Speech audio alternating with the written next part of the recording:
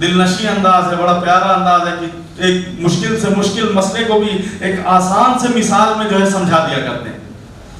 تو فرماتے ہیں اسی کشمکش میں گزری میری زندگی کی راتیں، کبھی سوز و ساز رومی، کبھی پیچ و تاب راضی. کبھی میں سوچتا کہ میرا پیر میرا مرشد راضی ہونا چاہیے، کبھی میں سوچتا کہ مولانا روم ہونا چاہیے.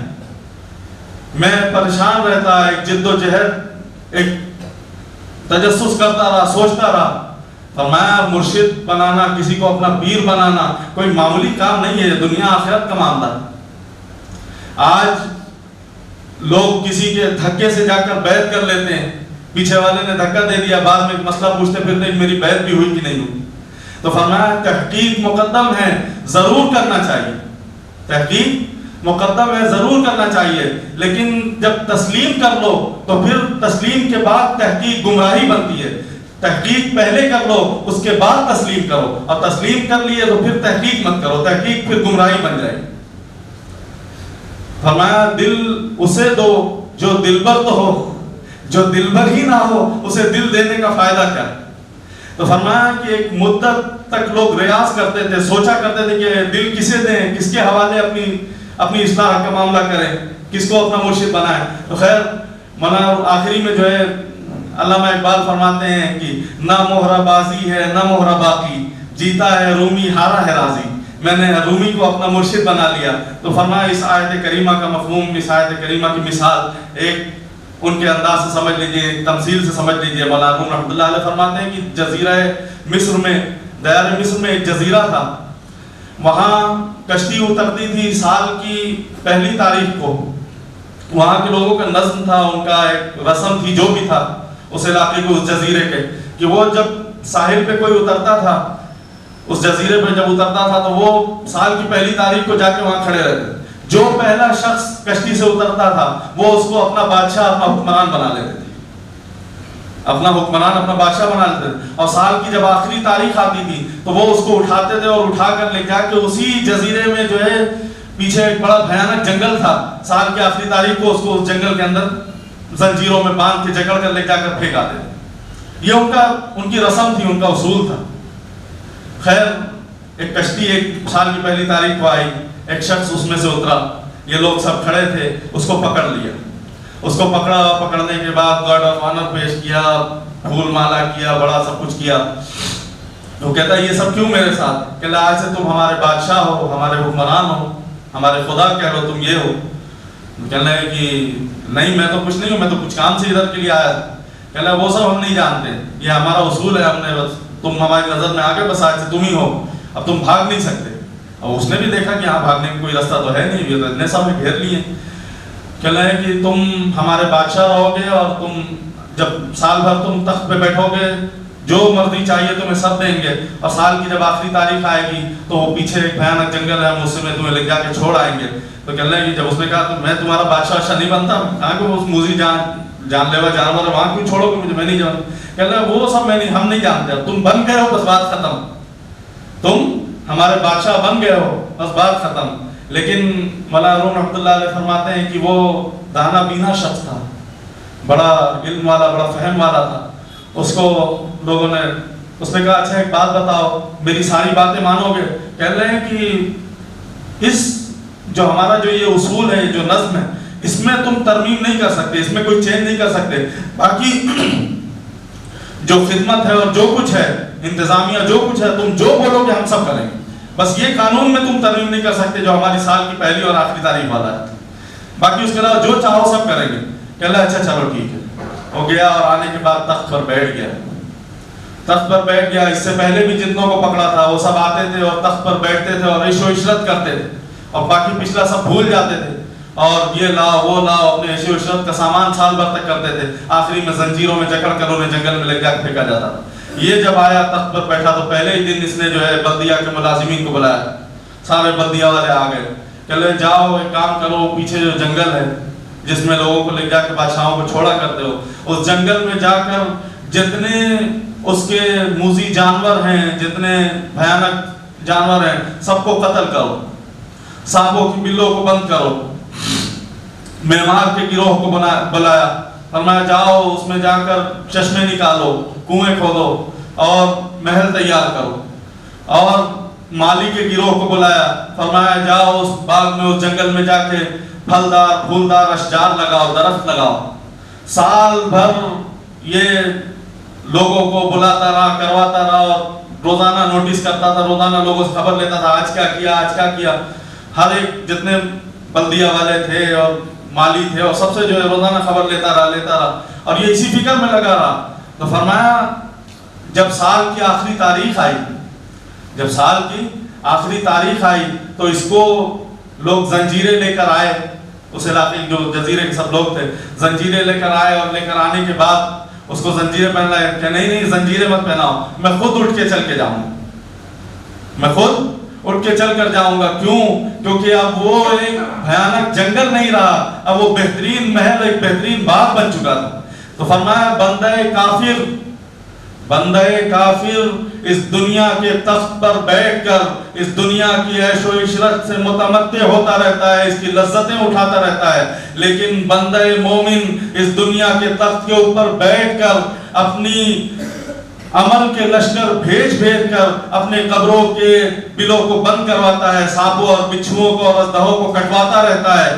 فرمایا کہ بندہ مومن جب اپنے قبر میں جاتا ہے تو وہ قبر جنت کے باغوں میں سے ایک باغ بن جاتی ہے, جہنم کا گڈھا نہیں بنتی ہے. اور بندہ کافر اس دنیا کے تخت پر بیٹھ کر عیش و عشرت کرتا رہتا ہے, اور وہ بھول جاتا ہے کہ اسے آگے جانا کہاں ہے, اور آخر میں ٹھکانہ جہنم بنا لے جاتا ہے. تو فرمایا کہ وَلْتَنْظُرْ نَفْسٌ مَا قَدَّمَتْ لِغَدٍ, ہر جان یہ دیکھے کہ اس نے آنے والے کل کے لیے کیا بھیجا ہے, اس نے آنے والے کل کے لیے کیا تیاری کی ہے. بس آخری بات ختم کرتا ہوں, تقوی والوں کا انداز کیا ہوتا ہے, اللہ انعامات کیا دیتا ہے. بس ایک بات یہ سن لیں, بات انشاءاللہ مکمل کر دوں گا. تقوی حاصل کرنے والے, خوف خدا اور خشیت الہی رکھنے والے کیسے لوگ ہوتے ہیں. ربیع بن حراس رحمۃ اللہ علیہ فرمایا کہ ساری زندگی مسکرائے نہیں, ساری زندگی مسکرائے نہیں. کیا وہ یہ دیکھتے تھے وَلْتَنْظُرْ نَفْسٌ مَا قَدَّمَتْ لِغَدٍ, پتہ نہیں میرا آگے کیا بنا ہے, میں نے آگے کیا بنایا ہے, پتہ نہیں میرا آخرت کیسی بنے گی, پتہ نہیں میرا معاملہ اللہ کے یہاں کیسا بنے گا. فرمایا ساری زندگی نہیں مسکرائے, اتنا ڈر اتنا خوف ان کے اندر تھا. آخر میں وقت آیا ان کا, دنیا سے پردہ کر گئے. اس واقعے کو ابو نعیم الاصفہانی رحمۃ اللہ علیہ نے حلیہ کے اندر لکھا ہے, اور امام سہیلی نے اور تمام دیگر ائمہ جو بڑے بڑے اہل اللہ, پرانے آج نہیں ہزاروں سال پہلے کے لوگ ہیں, انہوں نے لکھا ہے. قاضی عیاض مالکی اندلسی رحمۃ اللہ علیہ نے الشفا کے اندر اس کو لکھا ہے. کئی لوگوں نے اس بات کو نقل کی. فرمایا کہ ربیع بن حراس جب ان کا انتقال ہو گیا, جب ان کا انتقال ہوا تو ان کے بھائی نے غسال کو بلایا, غسل دینے والے کو. تو غسال جب اندر غسل دے رہا تھا تو غسل دیتے دیتے ایک دم سے بھاگا باہر آیا, باہر بھاگ کے آتا ہے کہ یار تمہارا بھائی بڑا عجیب ہے, نحن نغتسل وهو يتبسم, میں اسے غسل دیتا ہوں اور یہ آگے سے مسکراتا ہے, میں اسے غسل دے رہا ہوں اور یہ آگے سے مسکرا رہا ہے. تو فرمایا کہ ہو سکتا ہو یہ اعزاز اللہ نے اسے بخش دیا ہو, اس نے ساری زندگی نہیں مسکرایا, صرف اس معاملے میں کہ پتہ نہیں میرا انجام بھی کیا ہوگا نہیں ہوگا, پر ساری زندگی نہیں مسکرایا. ہو سکتا ہو مرنے کے بعد یہ اعزاز اللہ نے اسے دیا ہو کہ اس کے چہرے پہ مسکراہٹ. خیر بہرحال ایک شور اڑ گیا بصرہ کے اندر کہ ایک شخص ہے جو مرنے کے بعد بھی مسکراتا ہے. لوگ کہہ رہے ہیں کہ کیا, کچھ فتین مزاج کے لوگ تھے, تو کہہ رہے ہیں یہ کیا تماشا ہے, کیا جو ہے کہانیاں بنا رہے ہو کہ کوئی مرنے کے بعد بھی مسکراتا ہے کیا. کچھ زیارت کے شوق میں بڑے, چلو ہم چل کے دیکھیں تو صحیح کوئی کون اللہ کا بندہ ایسا ہے. کچھ لوگوں نے کہا کہ نہیں, بندہ بڑا صالح تھا, بڑا نیک بندہ تھا, ہو سکتا ہو یہ اللہ نے اعزاز بخش دیا ہو. ایک ہجوم ان کے گھر کی طرف بڑھا کہ چلو چل کر تماشا دیکھیں. تو فرمایا ایک ہجوم بڑھ کے آتا ہے, اور بڑھ کر آتا ہے. اسی کو علامہ اقبال کہتے ہیں فطرت ہستی شہید آرزو رہتی نہ ہو, خوب تر پے کر کی اس کو جستجو رہتی نہ ہو, موت کو سمجھا ہے غافل اختتام زندگی, یہ ہے شام زندگی صبح دوام زندگی. بہرحال خیر, تو فرمایا لوگ ایک ہجوم بڑھا ان کے گھر کی طرف, اور آیا, اور آنے کے بعد غسال نے غسل دے کر ان کو جو ہے وہ کفن میں بھی ملفوف ہو چکے تھے، کفن بھی لپیٹ دیا گیا تھا، وہ آ کے باہر نکال کے لوگ چارپائی پہ لا کے رکھ دیے تھے۔ جیسے ہی لوگ اندر داخل ہوتے ہیں تو لوگوں کا عادت ہوتی ہے کسی گھر میں داخل ہوتے ہیں اندر جانے کے بعد کوئی ایک اسی میں سے بیچ میں سلام کیا، السلام علیکم ورحمۃ اللہ وبرکاتہ۔ تو جیسے ہی سلام کرنے والے نے سلام کیا تو یہ جو کفن میں ملفوف لیٹے تھے یہ جواب دیتے ہیں وعلیکم السلام ورحمۃ اللہ وبرکاتہ۔ لوگوں نے کہا صاحب مسکرانے کی خبر سنی تھی تو مرنے والا بول بھی رہا ہے، مسکرانے کی خبر سنی تھی مرنے والا بول بھی رہا ہے، یہ کیا تماشا ہے؟ خیر لوگوں نے جب پوچھا کہ جب دیکھا کہ یہ بات کر رہے ہیں تو لوگوں نے پوچھا کہ تم کیوں مسکرائے، کیا بنا تمہارا کیا بنا؟ تمہارا اللہ کے حضور پیشی ہوئی تو کیا تمہارا معاملہ بنا؟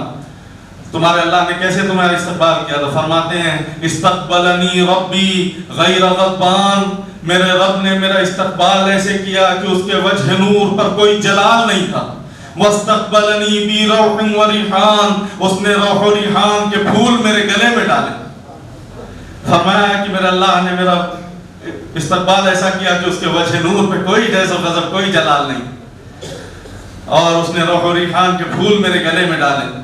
تو فرمایا کہ لوگ اور تجسس بڑھا، لوگ سوال کرنے لگے اور سوالوں کی بوچھار شروع ہو گئی۔